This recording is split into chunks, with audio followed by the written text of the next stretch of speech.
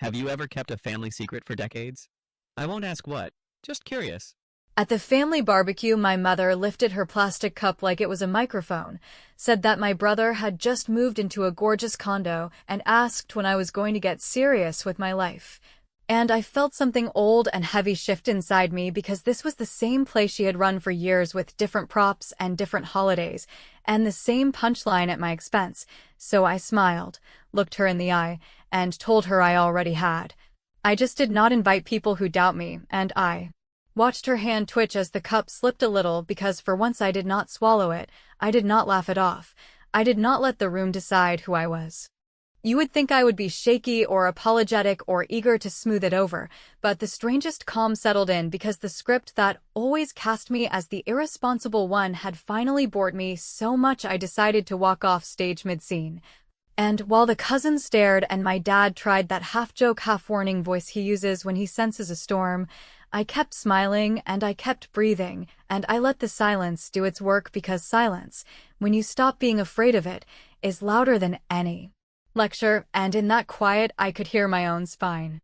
It is not like this came out of nowhere, since for as long as I can remember there has been this scoreboard nobody ever admits exists where my brother racks up points for every predictable milestone, and I get penalized for doing anything that does not fit the brochure version of life. And after enough family dinners where my wins were recategorized as cute hobbies and his small successes were paraded like a parade is owed to him by the universe, something in me got tired of auditioning, so I stopped announcing what I was building and I started working where I could not hear them. The truth is I had rehearsed that one line for months, not the words exactly, but the boundary behind them. Because I knew another moment like this would come, and I was done standing there with a polite smile while my mother turned my life into a warning label for nieces and nephews. And on the drive over I promised myself that when the comparison came I would not compete. I would not defend. I would not list receipts. I would simply decline the invitation to the game, and that is exactly what I did, and the power of it was not in the volume but in the refusal. My brother, whose name is Evan and who has always been good at looking accomplished even when the paint is still wet, tried to smooth it over with a laugh and a shrug and a comment about how I was always dramatic. And that would have worked in the past because it gives everyone a way to dismiss me without thinking, but this time I just nodded at him like he was background noise, and I turned to my Aunt Nora and asked her about her knee. And the room had to decide whether to keep the performance going without my part or admit the show had never been as fun as they said it was. Part of me knew this would sting my mother more than any argument, because she feeds on reactions and without mine she is a magician with no audience, so when she tried to recover with a laugh and a line about how of course we are all proud of both kids, I let the words land and slide away without catching them, and at that exact moment my phone buzzed with the text I had set up as a contingency, a simple checkmark from two cousins who had told me last week they were tired of the constant ranking too, which meant the second act of my boundary was ready to go if I wanted it. I took a breath, thanked everyone for the food, and said I was heading out because I had people to meet and a schedule to keep. And when my dad asked if I could at least stick around for cake, I told him I would love to catch up another time when we can talk like adults and not like a panel show. Then I hugged the ones who actually see me, and as I walked toward the gate my cousin Jamie stood up, said she would ride with me. Then my Aunt Nora grabbed her purse with that look that says enough is enough, and before anyone really processed it half the conversation in that yard stood and followed us out without a fight. Was it petty to leave early? To pull the oxygen from a tradition that has been suffocating me for years, to choose a small exodus over another polite speech, maybe to some people, but to me it felt like peeling off a label I never ordered.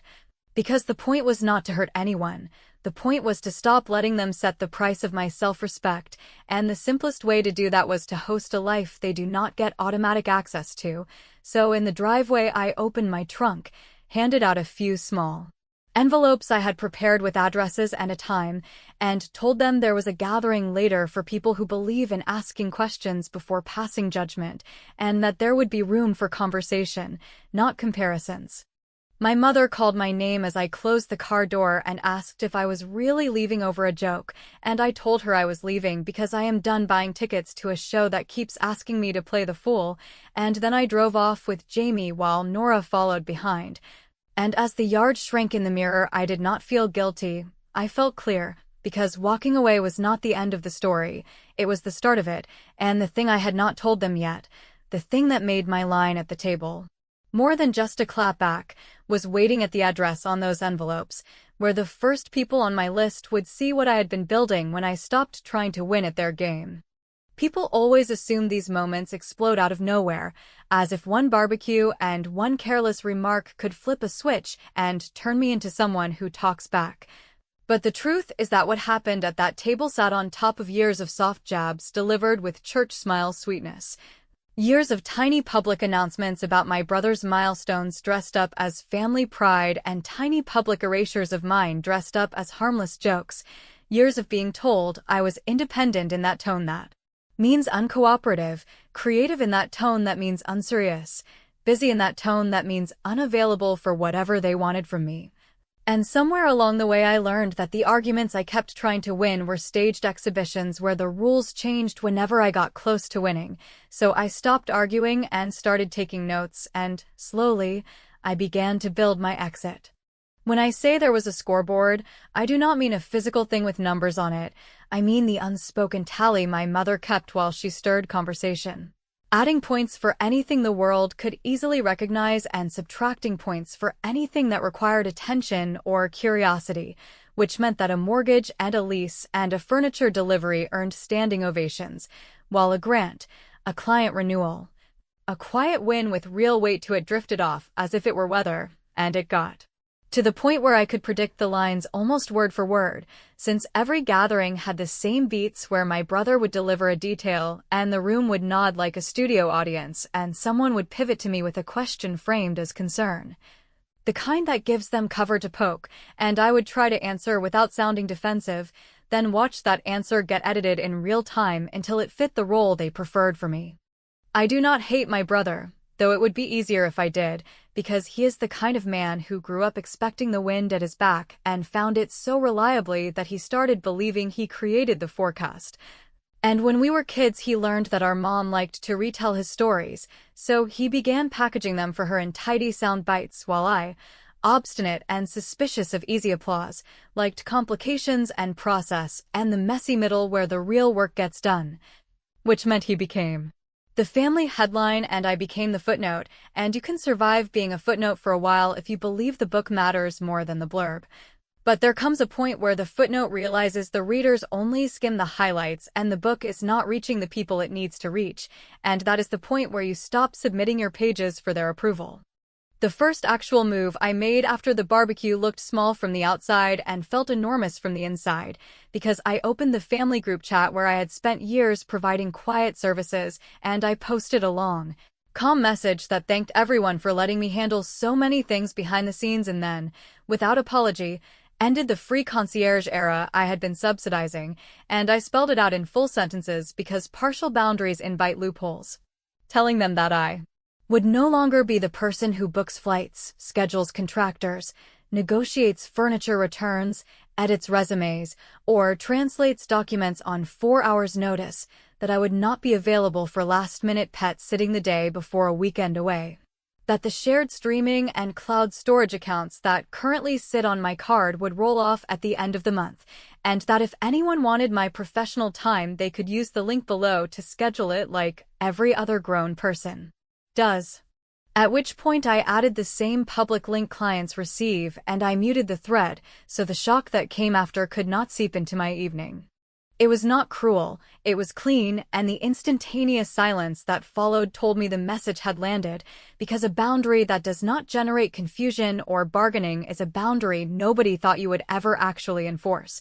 And while I made dinner, I felt the quiet stretch out like a new room in my own home, a room where I could finally hear my thoughts without the hum of requests in the walls. And while the sauces simmered, I sent a second message that was even quieter and somehow louder, a simple note to my Aunt Nora and my cousin Jamie and 2 others who had drifted toward me at past gatherings when the jokes got sharp, inviting them to join me later that night at the address printed on the envelopes I had handed out in the driveway. A place I had kept off the family tour for a reason, a place where I could finally show what I had been doing instead of telling it to people who only listened for punchlines.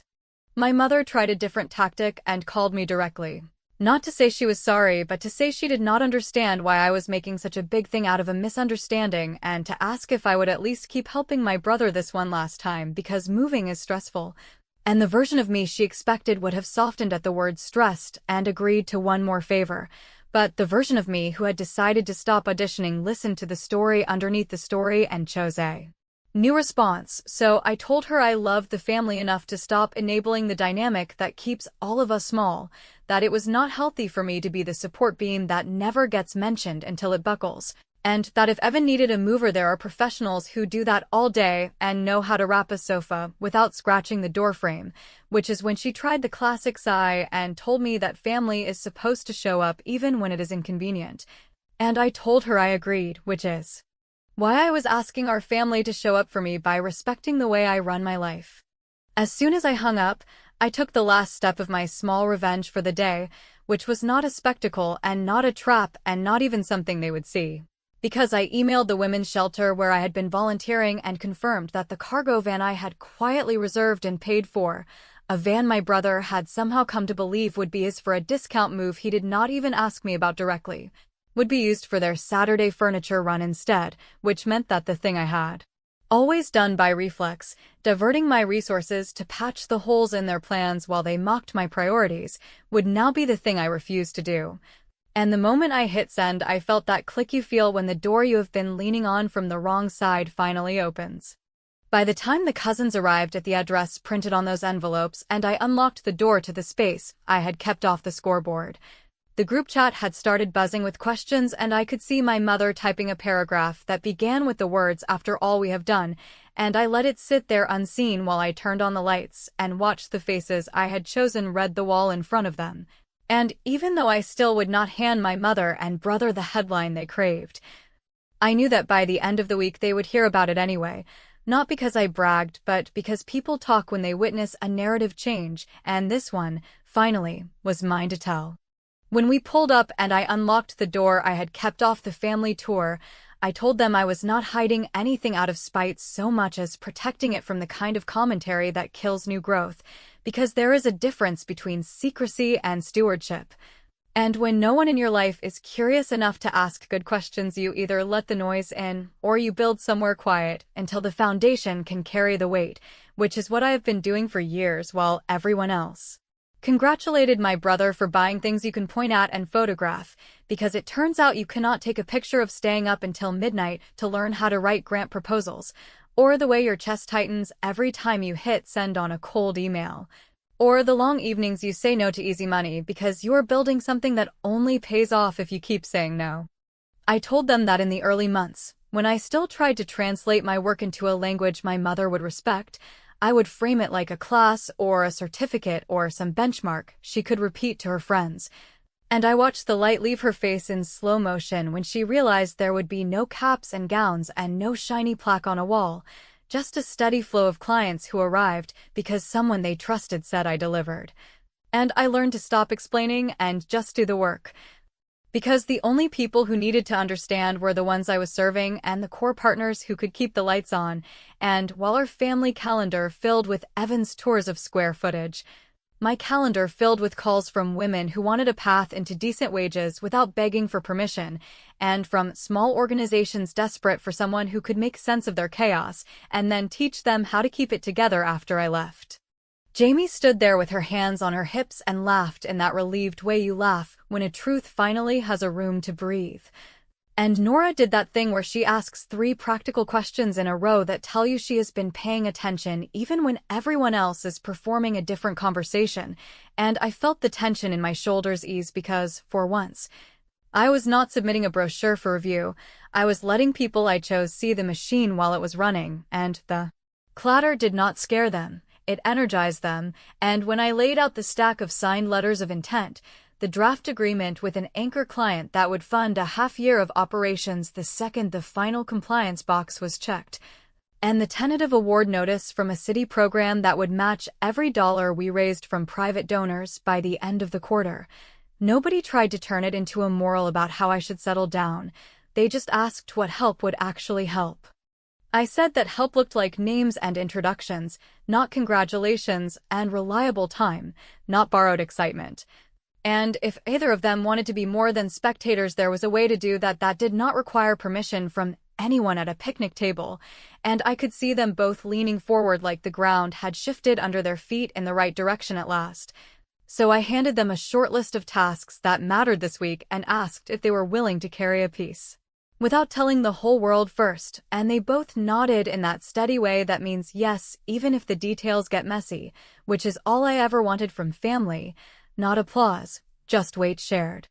Then, because I am done playing defense, I turned my small momentum into a move that felt like cheating on the old scoreboard and felt like fairness on mine. And I texted the director at the shelter to confirm that the cargo van I had redirected would also swing by our space after the furniture dropped to pick up the equipment we were lending for their training cohort, which meant that the van my brother assumed would move his sofa would now carry tools that make people employable, and I admit, there was a tiny, petty part of me that enjoyed the symmetry, because for years my labor moved their plans forward while my plans waited. And tonight my labor would move someone else's life forward while his plans learned what it feels like when the person you take for granted stops saying yes. I also drafted a quiet announcement for a neighborhood newsletter that never reaches my mother directly, but always finds its way to her group of friends. A short paragraph about a private pilot program offering placements and paid apprenticeships coordinated through our site, with a line thanking our early supporters by name, and I put Nora and Jamie on that list because they showed up. And I left my parents off that list because they did not, and I do not mind telling you that the thought of my mother reading those names and realizing that the first chapter of the story she likes to narrate went to print without her warmed me more than any toast at any party, since sometimes justice is not loud, it is just properly credited. As we locked up for the night, my phone buzzed with the message I had been pretending not to need. A short note from the compliance officer that said the last background check cleared and the site visit in the morning would convert the letter of intent into a binding agreement if we were ready with signatures. And I felt that same calm from the barbecue settle over me because the next 24 hours would change the temperature of every room I walked into, whether I announced anything or not. And while I packed the folders into my bag, I made one more decision that tasted like revenge but looked like protocol, which was to schedule our soft opening on the same evening as Evan's condo party and send private invites only to the people who had actually helped, so that when my mother started composing her next announcement, she would discover that the audience had already left the yard and followed the sound of work getting done, and the only question left, which I did not answer and will not answer until tomorrow, is whether I will let her in when she finally asks instead of tells. Morning came with the kind of focus you do not get from pep talks or motivational quotes, but from a calendar block you have earned the hard way. So when the compliance officer walked through our space with her checklist and her patient questions and her follow-up clarifications about payroll documentation and insurance riders, I answered in full because I have learned that authority relaxes when it sees you have done the homework, and when she finally nodded and said that the letter of intent would convert to a binding agreement the moment the portal timestamped the upload, I felt that quiet hum in my chest that means the work is about to become real in a way even skeptics can recognize, which is why I had already booked a notary, preloaded the vendor profile, and arranged for the banker who handles the city disbursements to call me directly as soon as the status flipped, because if there is one thing my family taught me, it is that you do not give people who doubt you the pleasure of watching you scramble. By noon the documents were signed and scanned and sitting inside a folder with a name that would sound boring to my mother and thrilling to me. The status flipped to active, the first transfer scheduled for the coming business day, and the training cohort calendar synchronized to the shelter's intake schedule, which meant that what I had been building without applause now had a date, a ledger, and a roster, and even if nobody from my family ever set foot inside, the lights would turn on and the doors would open because people outside that little scoreboard believed with their wallets and their time, which is the only belief that builds anything you can stand under. And while I ate a late lunch at the folding table we were still using as a desk, I sent the soft opening invitation to the short list who had already lifted something with me, keeping the tone simple and direct because this was not a ribbon cutting for photos. It was a working night where we would show exactly how the placements, the apprenticeships, and the wraparound services would move in sync when the engine ran. I will admit I allowed myself one move that tasted like payback and looked like logistics. Because the only reliable caterer within easy distance for evening events had a finite number of staff and a standing rule that whoever booked first got the full team and whoever booked after got a skeleton crew. So last week, knowing my mother was planning a condo celebration that she pretended was casual and that my brother was already circulating in group chats, I reserved the full team under our nonprofit rate with a menu built for stamina and conversation instead of champagne noise, and I did it without a gloat because it was not about starving their party, it was about feeding my people well on a night when they needed steady energy and not sugar. And if that meant the condo celebration had to pivot to store-bought trays while my clients and mentors ate food that honored their time, then maybe the message would land where years of speeches never did. The text storm began around mid-afternoon, exactly on cue, with my mother asking if I had heard that the caterer had double-booked, which was a generous interpretation of cause and effect, and then asking whether I could help her find a backup because certain guests had dietary restrictions, and she did not want to disappoint anyone, and for a second I felt the old reflex rising. The one that turns me into the emergency manager for problems I did not create, but I let it pass because I have new reflexes now, so I told her calmly that I was sure she could find a solution that matched the tone she wanted for the evening and that I could not troubleshoot because I was on deadline for the site visit wrap-up. And when she replied with a pointed line about family helping family, I said I agreed completely and that I would be honored if she helped by reading the program brief I had attached and forwarding it to any friends who might sponsor a placement, which she ignored long enough to confirm that she read it because silence is its own kind of reply. By late afternoon, the invitation link I had sent to our short list went to a few more people than planned, since good news leaks in exactly the way gossip does, and I watched the confirmations arrive from names that would make my brother's condo crowd blink, including a director from the mayor's office who had been in our pilot calls and a union rep who was bringing 2 shop leads to talk through apprenticeship slots, which meant the soft opening would be full of the sort of grown-up attention my mother claims to want for both her kids, but only recognizes when it sticks to my brother, and knowing that, I set the time to begin precisely when her toast usually starts, not to step on it for cruelty, but to force a choice that the family has avoided for years by pretending their calendar is an act of fate, and I messaged my dad directly with a single sentence that said that if he wanted to see me proud with both feet on the ground, this was the room. When the doors opened that evening and the first wave of people flowed in with their questions and their schedules and their ready hands, I did not give a speech because the room did not need words, it needed motion. So I walked pairs to whiteboards and made the introductions that build pipelines instead of gossip, and as the caterers kept the tables cleared and the conversations upright, I felt the yes finally feeling spread in my body like a warm current because this was revenge without collateral damage. This was the opposite of humiliating anyone. This was inviting the right people to stand where something meaningful was happening and letting everyone else hear the hum through the walls if they insisted on staying outside. And right when that current steadied, my phone lit up with a message from Jamie that said my mother had left the condo party early and was walking over with Evan and a gift bag that looked like an apology wrapped in tissue paper, and while the room around me kept moving, I stood in the doorway between the office and the floor and decided that the next words out of my mouth would be the last chance I gave her to stop narrating my life, which is why I turned to Nora and asked her to take the mayor's team to the training bay. And then I walked to the front door as the shadows moved behind the glass and reached for the handle knowing that whatever I said next would decide whether this new space breathed or suffocated. I opened the door before they could knock because I wanted no performance and no gasp moment and no pretend surprise, just a clear threshold with clear terms. So I said that if they were here to look and narrate, they could save themselves the trouble because the room behind me was working and every person inside had chosen to be useful. And if they wanted to come in, they would wear the same paper badge everyone else wore. They would listen before speaking, and they would contribute in a way that could be measured tomorrow and not just repeated at brunch. Then I held the small stack of badges and a pen and waited long enough for the silence to do what silences do when they are finally respected. My mother lifted the gift bag like it was an apology and a trophy at the same time and started to say that she had always believed in my potential and that she was just tough on me because she knew I could be great. At which point I put my palm up not to stop her voice, but to stop the trance that voice puts me in, and I told her that belief without evidence and without respect lands like a compliment in a language the receiver does not speak, that I had asked for help when it mattered and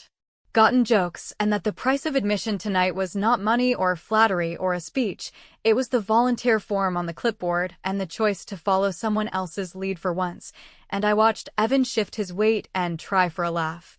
Saying this was a lot of security for a community center, and I told him calmly that security is exactly what we build here, not the kind with cameras, but the kind with skills and wages and schedules that do not collapse when one person gets sick, and that?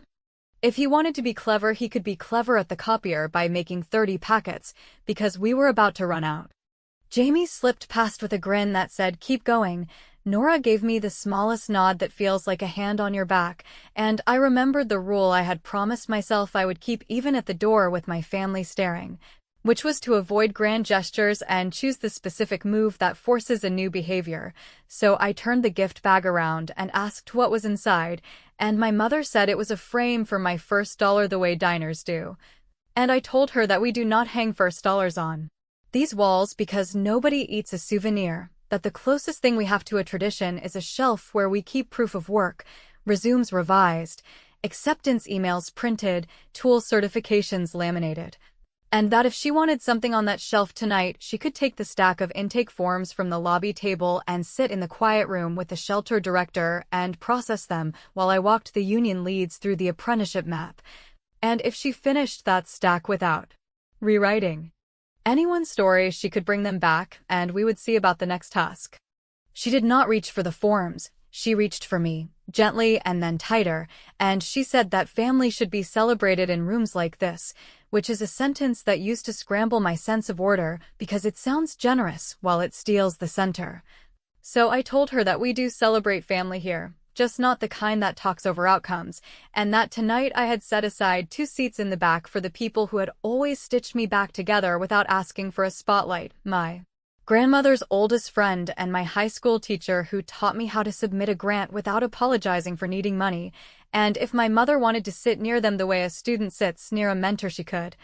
And if that felt beneath her, she could take the invitation on the clipboard to next week's orientation and start there, because everyone who wants a role gets one here, but nobody gets the microphone for walking in late.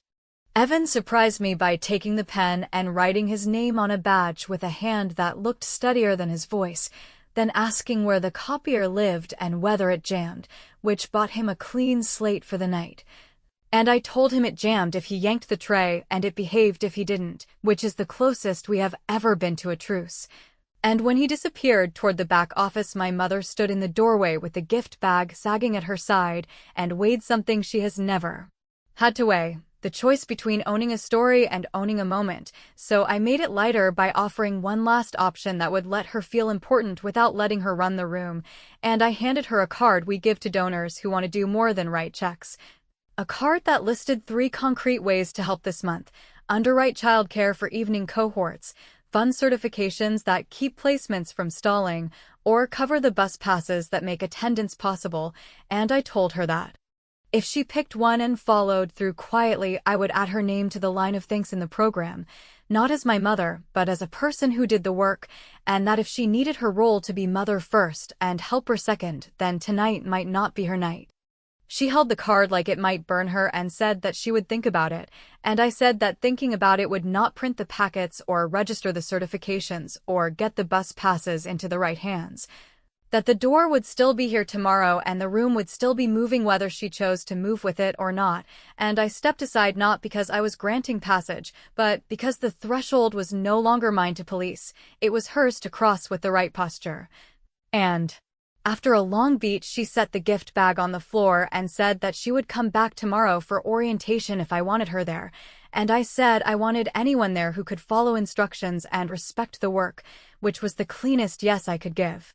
When I turned back to the floor, the mayor's staff had already found Nora, and the union leads were already sketching shifts on the whiteboard, and the caterer was moving between tables like a metronome, keeping the room on tempo. And as I clipped my own badge to my shirt, I felt the final piece slide into place. Not the money, not the signatures, not the attendance, but the authority to decide who narrates my life, and I did not need to look at the door to know that my mother was still standing there, because the first real boundary in a family always makes a sound you can feel in your ribs, and while I could have softened it with a joke or lured her with an easier task, I chose to keep the terms simple and measurable and fair, which made the revenge land exactly where it should, not on her pride, but on the old story that said I was unserious until she approved me.